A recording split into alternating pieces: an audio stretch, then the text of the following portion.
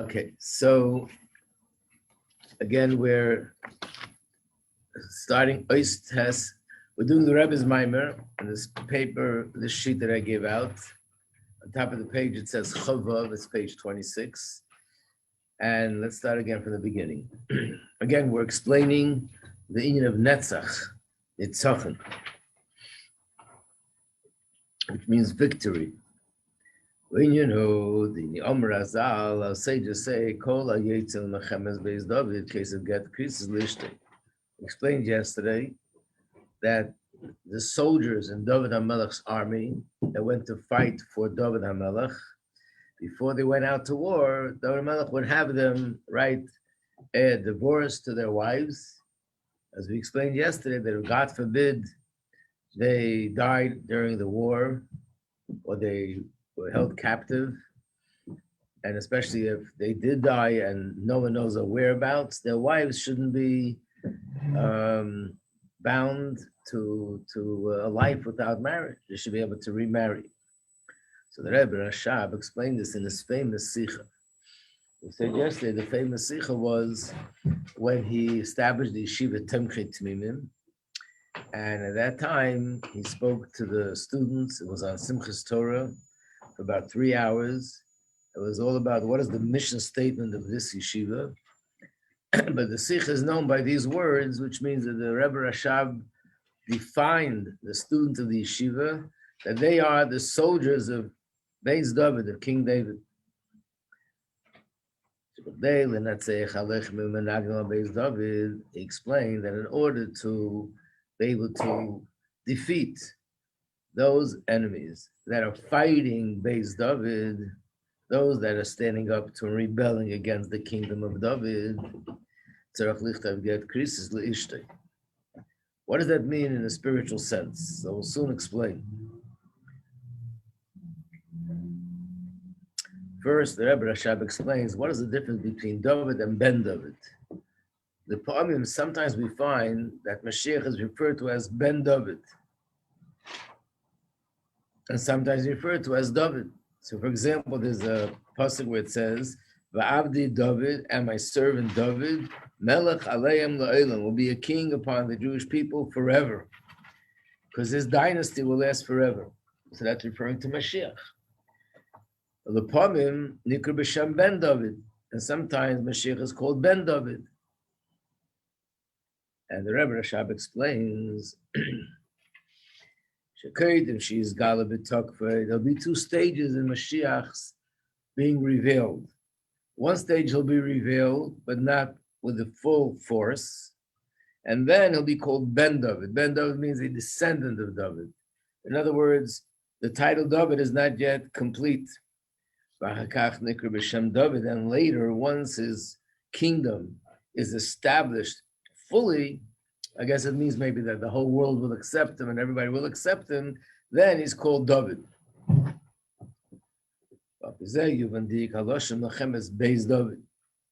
Now we understand better this precise wording that there's a war against the house of King David. Why? On David himself, there is no war. The war is on Beis David. What does that mean? When we say this, obviously the war we're talking about is against the war of King David. It means David HaMelech is the king. This is his kingdom. And there's a war against those that don't want to accept his kingdom or fighting his kingdom. So what the Rebbe is saying is it depends when. In the later generation, once his kingdom is established, there is no war. Everybody accepts him. And there's no need to talk about a war of Beis David. But in the earlier stages, where his kingdom is being challenged, that means that the process of Mashiach is not complete. And therefore, there's room for a war, and you need soldiers to fight that war. What's this war? If you will see in the future, one generation following the other generation,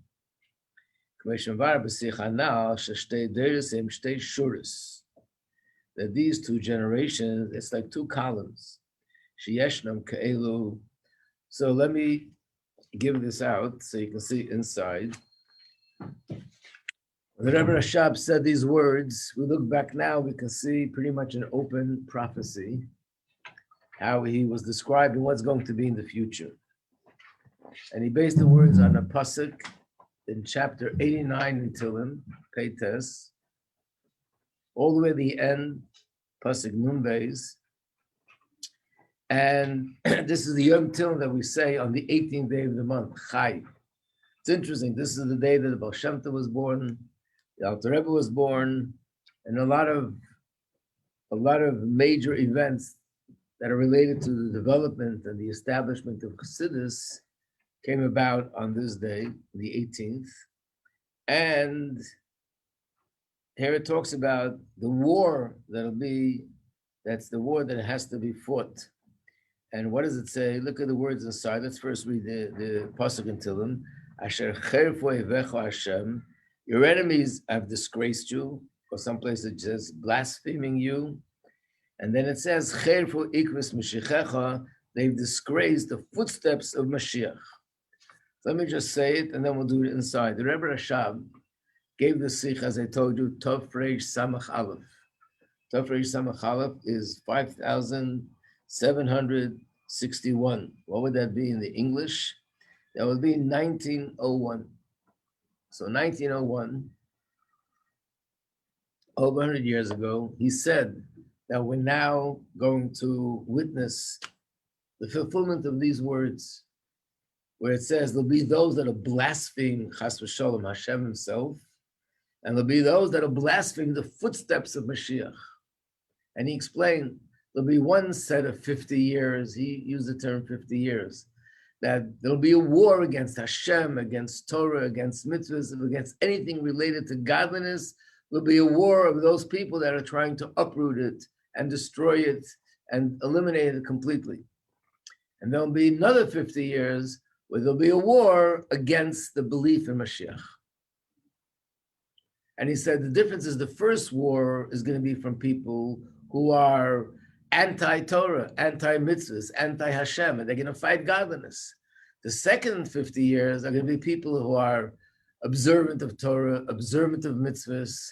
They even believe in Torah mitzvahs fully, and some of them are even very exceptional Torah scholars, but they're going to be fighting the footsteps of Mashiach, and they'll in fact have all sorts of scholarly explanations, Torah explanations, why they're fighting it. But the real reason is because they will be weak in their munah, especially in Mashiach. And the mission of the soldiers of King David is to fight both sets. The first set to strengthen Torah mitzvahs against all odds, and the second set is to strengthen the munah in Mashiach. And then the Rebbe Rashab said something which is again an open prophecy, and he said that I have been guaranteed that the students of this yeshiva will ultimately be spread in the four corners of the world, and they'll be spreading Torah mitzvahs and the emunah in Mashiach. So the truth is, it's actually quite precise, because the first set of 50 years was the war against communism and the war against the Avsexia. These were people who had a passion of hate towards Torah, mitzvahs, and tried to undermine everything that's connected to Yiddishkeit. 1951, which is actually when the Rebbe took over leadership, things started to change in Russia in a very short time. Things started to become much calmer. And eventually, we're living in a time now where there's a different kind of a war about Emunah and Mashiach, where people are speaking in a disgraceful way regarding the footsteps of Mashiach. So let's see the words inside. That there'll be those who are cherfu ovecha Hashem shemenagdim linyonei Torah mitzvahs bechlal, that they oppose learning Torah and they oppose learning and doing mitzvahs. Let's turn the page, Chav Zayin. And of course, if they're against Torah and against mitzvahs, they're also against the belief that Mashiach is coming. But then there's another group, that they are disgracing the footsteps of Mashiach. V'hainu, this means Hagam Sheinam Bechlal Cherfu Evecha Havaya. They're not included in the first half of the pasuk of people that are disgracing Hashem and Torah mitzvahs. No, these are different kind of people. Him loim dem Torah. These are people that study Torah. Umekayim mitzvahs. Ach mikol mokem, nevertheless, kol iskom b'Torah mitzvahs ubekrirus. The observance of Torah mitzvahs is with a certain coldness. There's a famous quote that between coldness and heresy, there's a thin wall, which means if a person observes Torah mitzvahs, but there's no fire, no passion, no love, no emotional excitement about Hashem, then there's a thin wall, meaning it's very easy to slip from there into chas v'shalom not believing. They bring a certain coldness in all the inyanim of Torah mitzvahs. I think the coldness means perhaps that to just approach everything logically, intellectually, or today scientifically should make sense, and in a sense extracting the godliness that's in it. You know, there's an article that was once printed in the Jewish press, and those who were in my class last year of the Jewish way of life, Hasidic way of life, might remember it. It was an article written by a rabbi, and that's one surprise. Surprise number two is written in the Jewish press, surprise number two. And surprise number three was nobody wrote anything against it, about it. It was like just as if it was just an interesting opinion. It was an editorial. And what was the opinion? The opinion was that the reason why we're having problems today with the youth and Yiddishkeit is because of the way we teach them midrashim about these miracles and these sort of outlandish supernatural things, and we don't explain it to them in a more scientific, intellectual, logical way. And he goes on to give an example. This is what he writes in the article. Imagine there's a young woman who studied in yeshiva all her life, and she's in college, and she's in a class where they're studying anthropology, and they're studying about Egypt.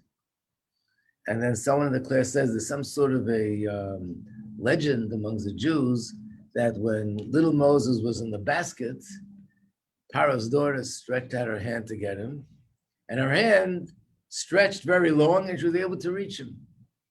Is that true? And the whole class turned around to look at her, and her face turned red, crimson red, and she shook her head and said, yeah, there's such a teaching in the Torah. And he writes, and why did her face turn red? Because she was taught, and he gives, there's a different explanation. What does it mean? Not literally our hand stretched like bubble gum or something. No, and he gives an explanation. It means this or that. And the same thing with the frogs. We just learned about the makkah of the frogs, and he says that it says in Rashi that a big frog came out of the water. The Egyptians hit him with a stick, and every time they hit the frog, more frogs came out, and more frogs came out, and more frogs came out, and the place was flooded with frogs. That's the problem with teaching in such stories. Really, it means that when you have a problem and you handle it the wrong way, then more problems come and bigger problems come. It's a concept, it's an idea. In other words, it's so funny to teach kids that one big frog turned into little frogs, a hand stretched. Now let me ask you a question. What's wrong with saying that the hand stretched? And what's wrong with saying that a big frog became little frog? Well, it's not according to nature. It's miraculous. Science doesn't see a possibility of that to happen. So if you're a Jew that believes in God and you believe that Hashem created heaven and earth, all the animals and all the humans and every single creature and every single being and all the stars and the moon and the sun and the constellations and everything that exists, you're having a hard time believing that Hashem can make a hand stretch and something to be embarrassed of. Your face has to turn crimson red because you believe in these kind of things. In fact, he finishes off his article that we're now in the 20th century, and we have to teach our children the Torah in a more sophisticated way. Like this is peasantish to believe in miracles, supernatural thing, chas v'shalom. And the truth is, what? No, but just if you like if someone was like some elements can be seen as like symbols for like other fashion, Right. you know, arms, like and like an or something. So which one are you supposed to believe? Like face value or the symbol of it? I could believe either. In other words, I could believe it happened literally. And even if it happened literally, anything that the Torah talks about has deeper meaning to it and symbolizes a lot of depth to it, besides the face value. But when it says the sea split, do I say, it doesn't mean literally split. It means this and this happened. Or I say the sea split, and there's so much depth and meaning and symbolism in the fact that the sea split. Even though it split physically, but there's a lot of more to it than what you just see physically with your eye. But if someone says that they have a hard time or they feel embarrassed to believe that the sea split physically, that means they're lacking amun in Hashem. That means they want to understand Hashem all in the context of science and not in the context that Hashem is an entity that's above nature, above creation, and above everything else. But if they hear these things and then their brain like way developed, I don't know, they're like hard-headed, they can be understandable that they would be struggling. Right, but the point is just the opposite. That's why we teach children from the youngest of age all the stories of the Chumash.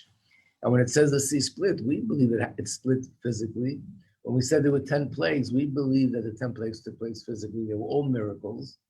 We also have thousands of pages probably of commentary that give meaning to these things, but not, sometimes there's a medrash can say something, it doesn't begin to mean literally, it's only a symbol. Like if it says that Hashem clapped his hands or Hashem smiled, it doesn't mean physically, it means something figuratively. But other things, and especially if the basis for not accepting that it means physically is because, wow, this is too miraculous to believe. Is there anything too miraculous to believe that Hashem can do?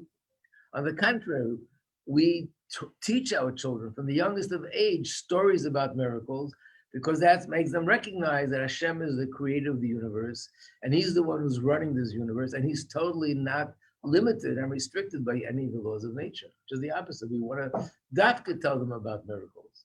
And that's why we tell all the stories of the tzaddikim and the miracles they performed to get that in. So that means you can approach Torah mitzvahs in a very calculated way, in a very cold way, and everything is explained and presented in a way that logic can relate to it. And that coldness eventually could lead to heresy because if everything is logic, you're going to reach a point where logic doesn't get it. And then you'll start doubting whether it's true or not. Then how was it decided like that Hashem having his hands is to be taken symbolically because Good question. So when do we make the decision if it's literal or not the literal? So the truth is, in some places we don't know. We can go either, it can mean either. And some places, the only time where I can be sure that it's not literal if it's based on a source in Torah. Let's say there's a source in Torah that says that Hashem doesn't have a physical body. So then when I look in the Chumash and it says that Hashem lifted his hand, I know that it's figuratively speaking. When it says in Chumash and says or in davening, my word should reach Hashem's ears, or Hashem looked at the land with his eyes, we know that it's a metaphor. So the reason that I'm saying it's a metaphor is not because it doesn't sit well with me. It has to be based on a source.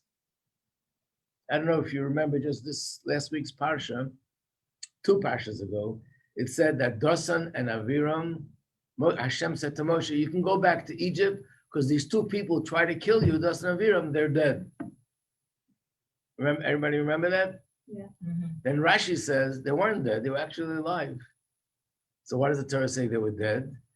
That means not physically, it means they lost all their possession, all their wealth. And because they lost their wealth, when a person, God forbid, loses wealth, it's as if it's equivalent to someone who died because they lost their importance, they lost their status and so on. So how does Rashi know that it's not physically? Because later in the Chumash, it says that Dosan and Abiram, these 2 people did this. They fought against Moshe, they did that. So obviously they were alive. So we have a source in Torah that in this context, this must be a metaphor. But I don't decide just because how can Hashem create the world in six days? Must be a metaphor. I can't make such if I do that, then I can change the whole Torah according to my whim. This doesn't sit right with me. That doesn't sit right with me. The only time where we say that something is a metaphor and absolutely not literally is if there's a source in Torah that it can't be literally, which means somewhere else in Torah it says something that we know, so this must be a metaphor. Like the Rambam writes about the lion, not the lion, but the wolf and the lamb will lie together. When Mashiach comes, it could be literally, and it could be metaphorically speaking. The two nations will be peaceful, but it could also be literally. I have absolutely no problem thinking when Mashiach comes that the wolf and the lamb will play hide and go seek together, and the wolf won't eat of the lamb. Why? Because what can Hashem not do? He created heaven and earth. Why can't he make a lion and a wolf and a snake have a different nature if he wants them? What? One more question. Okay. So you said that since Hashem doesn't have a human body, the question is why does it even go through that imagery of like these words reach Hashem's ears? Say like they reach Hashem's eyes. Like why go through those allegories if they don't actually refer to human body? So the Gemara answers that question, and the Gemara says that Hashem speaks the Torah speaks in human language. The Torah speaks in a language that our ears and our minds can grasp. So therefore, it's written in a language. Hashem spoke, Hashem stood up, Hashem took revenge, Hashem was angry. All these, because if we would describe it as it is, we wouldn't be able to understand it. It would be too abstract. And not only that, the Torah is given for everybody, not only for philosophical, people or brilliant, intelligent, philosophical people who can understand abstract things. So the Torah is written in a way that it could reach every person. But as I grow up, I should understand this is a metaphor, this is figurative, and let me look deeper into it, what it could mean. There's another reason why it's explained in Chassidus is to teach us that all the physical organs in the body have a source in the spiritual realm. So when it says Hashem's eyes, it means that attribute in Hashem, which is the source of physical eyes down here. That attribute in Hashem, which is the source of the right hand, the left hand, the ears, the brain, the heart, and so on. So therefore, we can use terms like Hashem's mind, Hashem's heart. There's places in Tehillim where it talks about Hashem's heart. Hashem says, the Jewish people are my heart. He has a heart. But then we say Hashem is compassionate, but it's not the way we know it, but we have no other way of speaking. Like I said last time, if we have to really talk about Hashem, all we could say is, because there's nothing else we can say. Any word you say is describing him in a way which he's not. So therefore, the only thing we can do is use these words as a metaphor. And as we grow older and smarter and more knowledge, we look deeper into the metaphor to understand the meaning. So in order to be menatzeh of this war, in order to be victorious in this war, what does it mean to write a divorce? It means l'chol inyoni hanochas ha'olam ha'chumri v'gam hanochas ha'olam ha'gashmi. I have to divorce all the worldly interests, passions, and also the worldly perspective.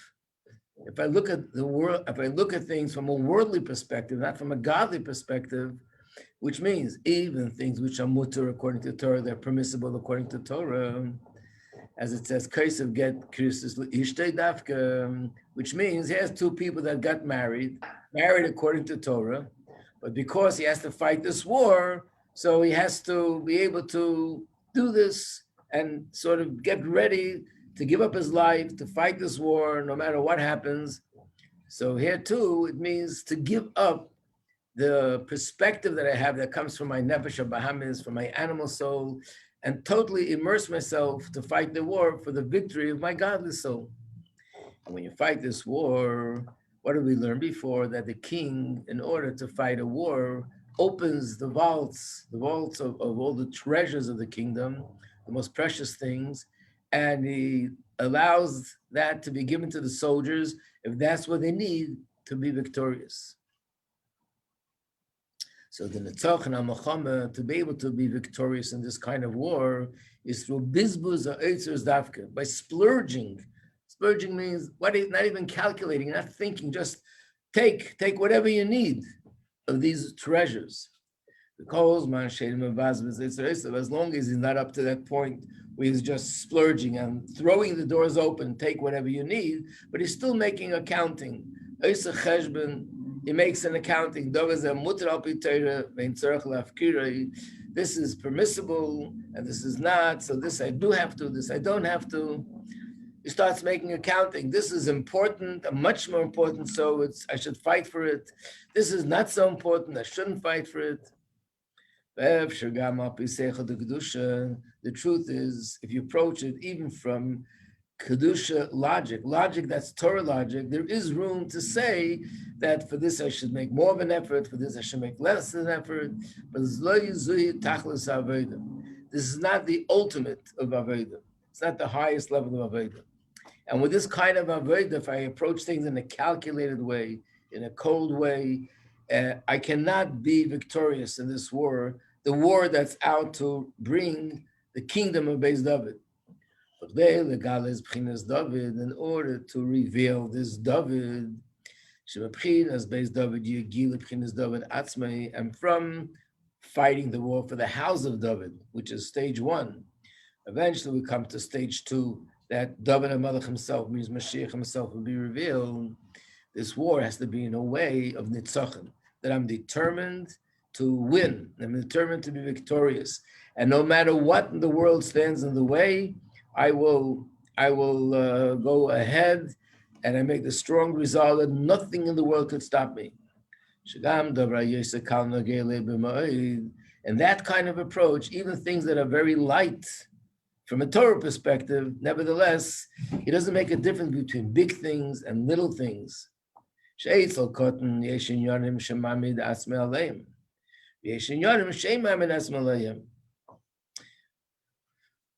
an ordinary person, when he comes to do Torah mitzvahs, so he sort of makes the calculation. For this, it's something which is very harsh in Torah, so it's worth it to make more of an effort to do it. This is not such a harsh thing. It's not such a severe thing. So I won't work so hard. I won't go out of my way. I won't bend over backwards to do it. Shane came begodel, but by a greater person. Remember, he said before in the Maimer that the greater a person is, the more he's invested in nitzachon, in being victorious, and not allowing himself to be defeated. So when the issue is, I'm not allowing myself to be defeated, gam al davar yoser kal, even something which is light, something which is not such a severe, harsh thing, if it's menagid, if it stands against me and it's opposing me, there's no accounting, there's no calculations, but everything is on the table, everything is out there. The most precious treasures. The king would put his life on the line. So I gave an example yesterday. I think it's a good example at the story with the Frierdiker Rebbe. But even a better example, when the Frierdiker Rebbe, the one I told you yesterday about not going to the city of Kostroma on Shabbos. Another story, the Frierdiker Rebbe, which is even a greater shock that he did what he did. So the Frierdiker Rebbe was in jail for nearly 20-something days, tortured. A little bit of how he was tortured, we're told, but we know the Frierdiker Rebbe was in a wheelchair. The Frierdiker Rebbe had different physical conditions, and the pashas, they were all a result of the physical torture that he went through during that time. He was, at the time, the Frierdiker Rebbe was 47 years old, 46 years old. He went out of jail on the 47th birthday. That was the day he was released from jail. So, and it sort of broke his physical body. So the Frierdiker Rebbe was at the point where they're now ready to release him.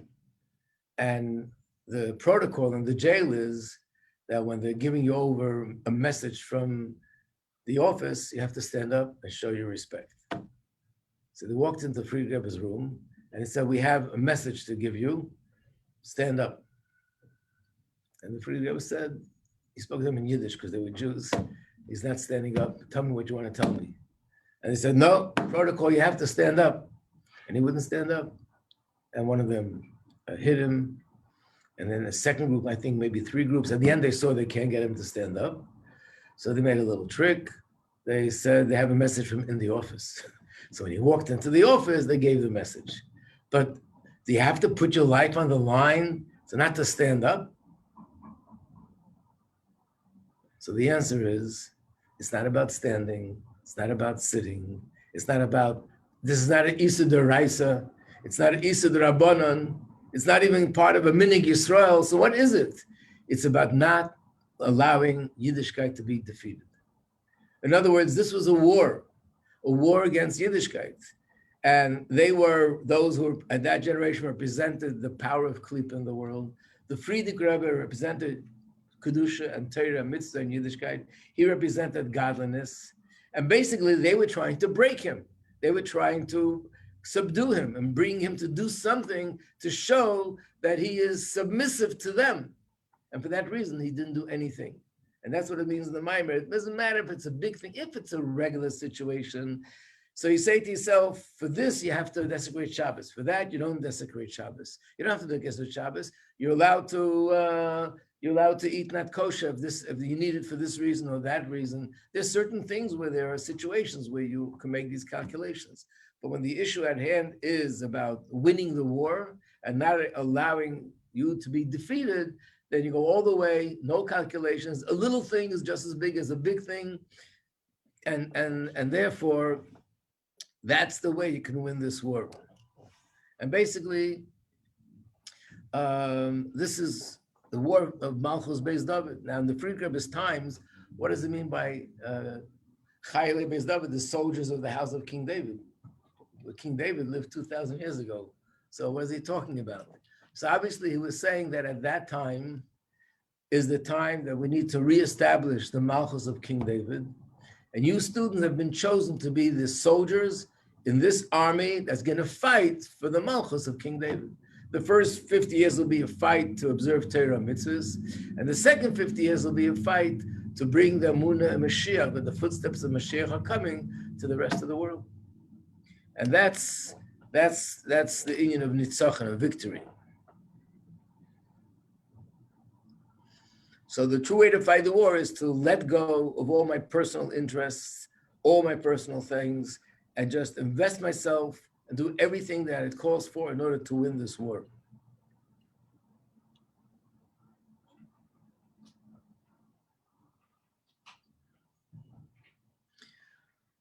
Let's do one more little bit here to talk a little bit about the treasure. What is this treasure that they're revealing from above? I'm on page Chof Ches, the paragraph that begins with Baal. Like days and Shagan came on Milo, when a person conducts himself in such a way, so from above, they also splurge all the treasures from above for this person or these people that go out to this war for Beis David. That through the fact that the person immerses himself and lets go and gives up everything and just says, I have to do everything within my power to win this war. So from above, they give him assistance. Like it says, Abodataya, when a person makes an effort to purify himself, Messiahnly. So from above, they assist him. There's another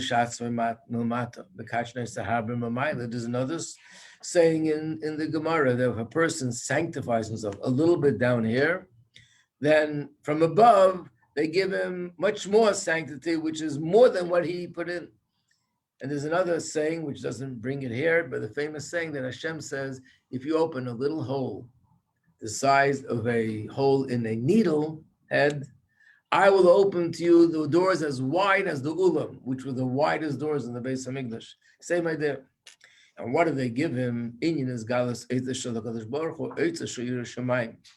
There's a pasuk where it talks about Hashem's wealth, Hashem's treasure. And the Gemara says, what's Hashem's treasure? Is the treasure of Yireh Shamayim, fear of God. It's a Yireh Shamayim, when it comes to Yireh Shamayim, there is no difference between things that are harsh, severe, things that are light. Because this person is Yireh Shamayim, and he does everything because this is Hashem's will. What the Rebbe is referring to here is, as we know, it says in Pirkei Avos, that you should observe the severe commandments, like you observe the light commandments. And the question is there such a thing as severe and light? If there is a difference, why should I observe them the same way? If there is no difference, then why are some called severe and some are called light?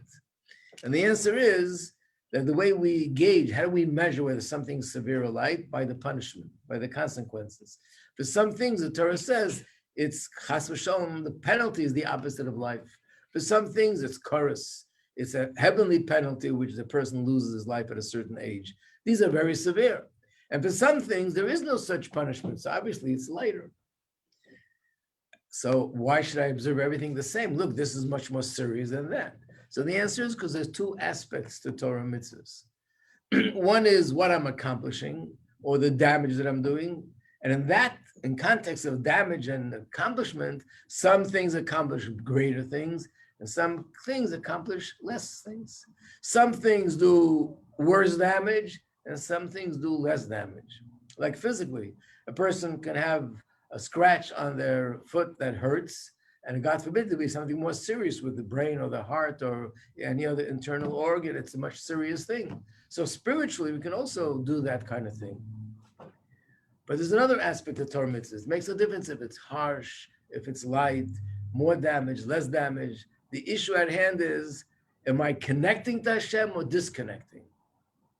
And if I do what Hashem wants, even if it's something in the Shulchan Aruch that says it's only a custom, but if I do what Hashem wants, I'm connecting. And if I don't do it, I'm disconnecting. And if you look at things from that perspective, it makes no difference whether it's huge or small, it's about connecting or disconnecting. The mashal that always comes to mind, which I'm sure you've heard from me more than once, is that very often you find in a marriage that a husband and wife could get all uptight about something, which if you look at it from the outside, as an outsider, you think to yourself, big deal, come on, what is it, $20? She overpaid $20 for something, or didn't pay $20 for something. Or like I said, if the wife calls up the husband at work and asks him to bring something home for supper, they need some ketchup, and he doesn't bring it, she might have a meltdown. Why? Because they didn't bring ketchup, and if you don't eat ketchup, it's not the ketchup. It's like, you don't think about me, and my words don't really matter to you, and you just dismiss what I asked you. It's all about the relationship. In a relationship, everything is a reflection of the relationship.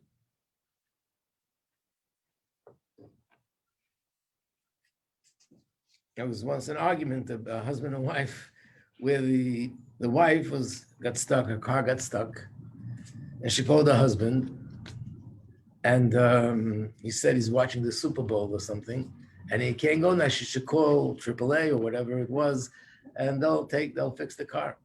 Of course, she was beside herself. And he was saying, what's the big deal? It cost you $30. How much did it cost? I mean, you're getting so uptight about $30. But it wasn't at $30. This is not a business. This is a relationship. It's a marriage. And to her, it was like, I'm stuck. I'm out on the road there. And you don't care. That's what it's about. It was everything that's done or not done is either is a connection or chas v'shalom a disconnection.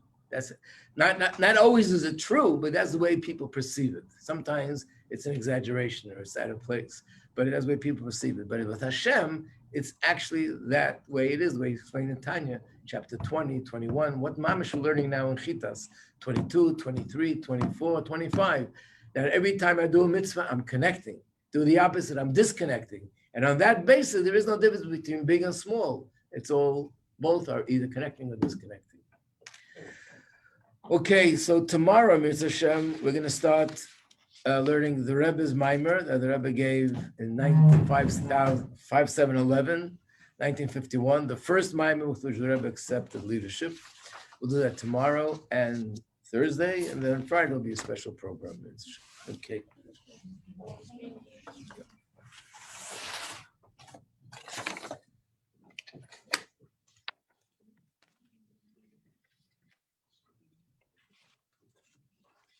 Hello, good morning.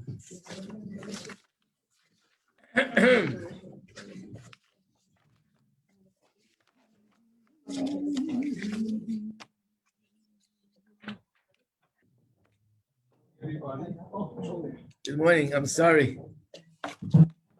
take over.